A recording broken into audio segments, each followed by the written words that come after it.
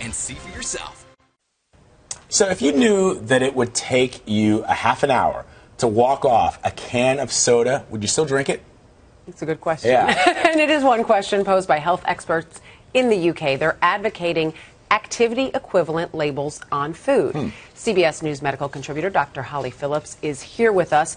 Explain how a label like that would actually work. Good morning. Right. So instead of just saying, okay, this hamburger is 390 calories, it would say, well, this hamburger will take you 50 minutes of jogging to burn off. So it's really about giving people more kind of substantive information.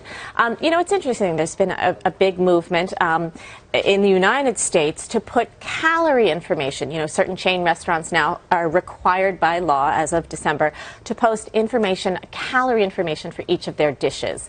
Now we've found it doesn't necessarily, so far, it doesn't necessarily change the choices people make when they order a dish, but it has influenced the restaurants to change up a little bit of their menu, right? They're offering some lower calorie options. Right. But I do think the idea of calories is kind of an abstract thing. You say, Right. okay, 300 calories. Well, what does that really mean? You might as well just open up the soda and have it. Right. But if you sort of put it in the context of energy, it's much more concrete. Yeah. But so let me be the one to just perhaps suggest that there are some things we can do on our own without having to be coddled and babied and have everything explained to us. If you know that, you should probably, as a man who's, my age, probably taking 1,800 to 2,200 calories a day, and then if you work out X amount of hours, you're going to burn X amount of calories. Why do I need to know, based on the individual foods that I'm eating, how much it's going to take me to burn that candy bar off, which I never eat? Right. Well,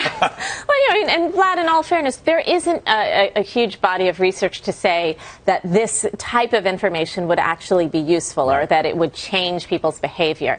Although I have to say, this isn't really necessarily just coming from the medical establishment. Consumers themselves have had a huge push for more transparency about what's in our food, more transparency about calories, nutrition.